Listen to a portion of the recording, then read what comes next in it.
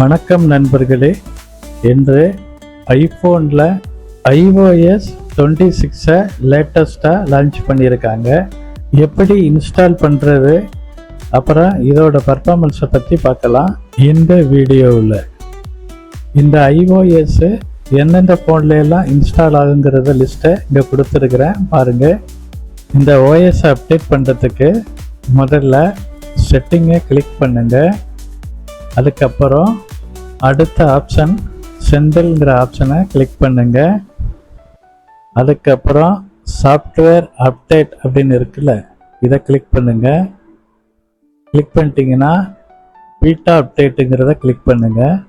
Beta அப்டேட்டுக்குள்ளே பார்த்தீங்கன்னா iOS 26 developer பீட்டான்னு இருக்குல்ல, அதை செலக்ட் பண்ணுங்க. செலக்ட் பண்ணிவிட்டு பேக் கொடுங்க. இப்போ ரெஃப்ரெஷ் பண்ணுங்க. இப்போ பாருங்கள், இந்த சாஃப்ட்வேரு அப்டேட் அவைலபிளாக இருக்குது. இப்போ அப்டேட் நவ் அப்படிங்கிறத கிளிக் பண்ணுங்கள். இப்போ பாருங்கள், என்டர் யுவர் பாஸ்வேர்டு கேட்குது. இந்த இடத்துல நம்மளோட பாஸ்வேர்டை டைப் பண்ணுங்க.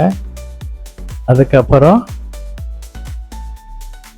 இந்த iOS 26 பீட்டா வெர்ஷனு டவுன்லோட் ஆரம்பிச்சிருச்சு. இதை பார்த்தீங்கன்னா ஒரு 15 to 20 மினிட்ஸ் டைம் எடுக்கும்.